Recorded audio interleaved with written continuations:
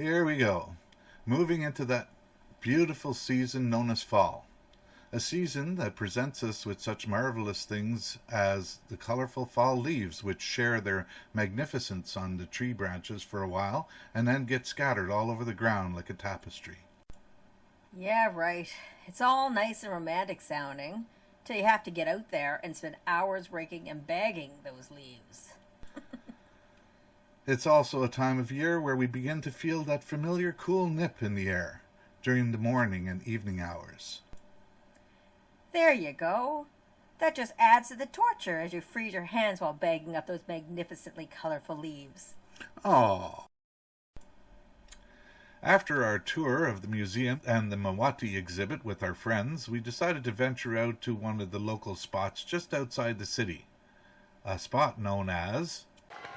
Ladies and gentlemen, the Traveling Wildberries.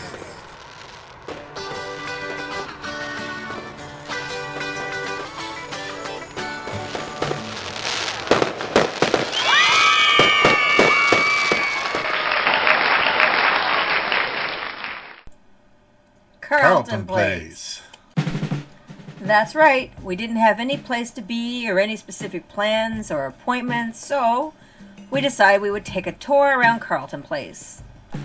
I scouted out a couple of interesting looking spots on Google Maps which seemed welcoming, and then we set the GPS and took off. Okay.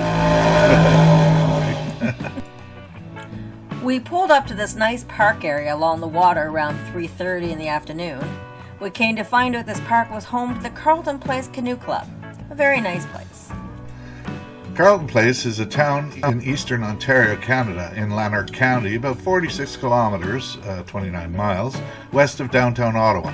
It is located at the crossroads of Highway 15 and Highway 7, halfway between the towns of Perth, Almonte, Smith Falls, and the nation's capital, Ottawa.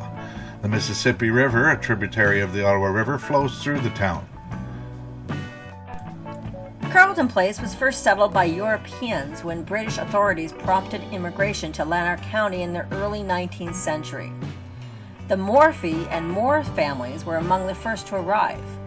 Edmund Morphy chose the site in 1819 when he realized there was potential in the area waterfall.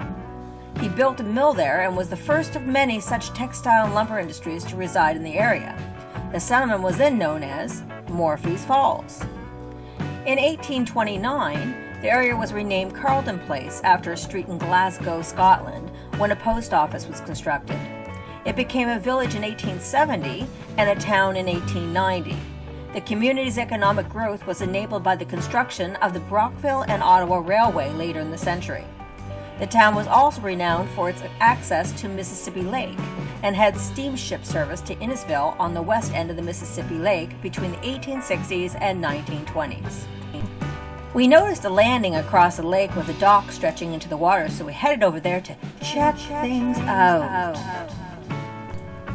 This place felt nice and cozy, and it had a walking path.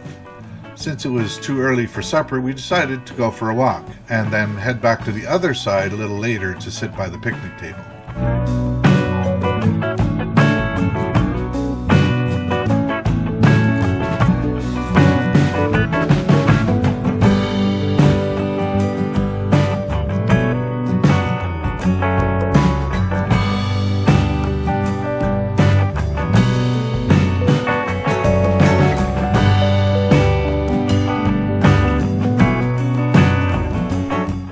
The sun was bright, the temperature was comfortable, and the walking path was quite welcoming. Unfortunately, the path was rather a short one. As we walked, it was discovered it just went in a little, then did a loop and turned back. We both decided that since the walk was so short, we would cross the park and extend our walk out into the immediate neighborhood.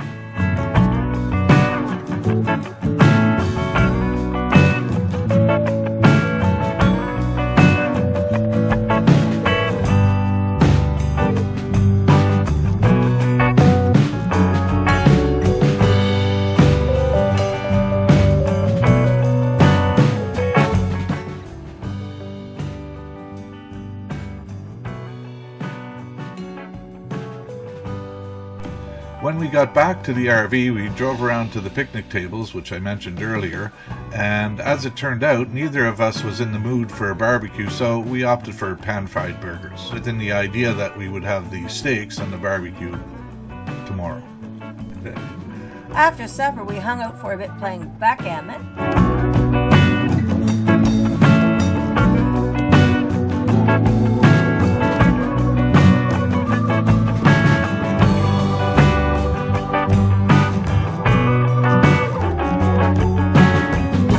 Found a place to tuck in for the night.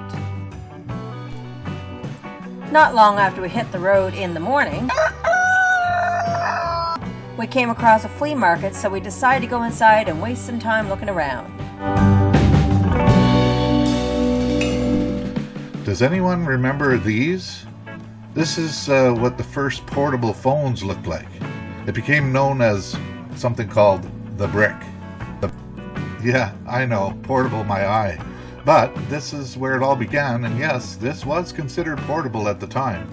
Let's just say even making a phone call outside of the house was a big deal back then. I happened to be working for a company at the time that was developing these phones, so I got to be one of the first to make a phone call using it. It's interesting to think that this is where it all started. Especially when you consider that the phones we carry now are basically mini computers. They're extremely powerful. Plus, they take pictures too. There wasn't much else in there to see, so we headed out. We drove towards the second spot I had found on Google Maps the day before, which was just around up the road. This park, called St. Julian's Woodhouse Trail, is right across from a boat launch. It's quite an elaborate looking park, which, as you see on this map, includes a huge fenced-in dog pen area with seating, a play structure area for the kids, and several gondolas and seating structures all along a walking path. Very nice decked out park. Yeah, it was a nice park.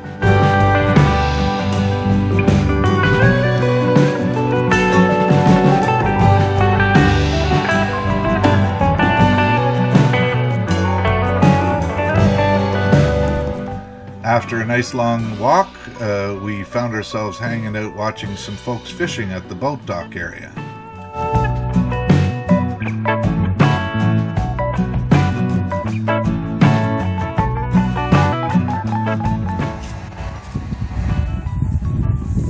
We later situated ourselves just up the road to barbecue the steaks. After the barbecue, we returned to our overnight spot and hung out there till it was time to go to sleep.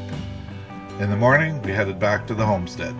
The end of this Carlton Place adventure. Stay tuned for the next video, which involves a winter jacket for Brando. Thanks for watching.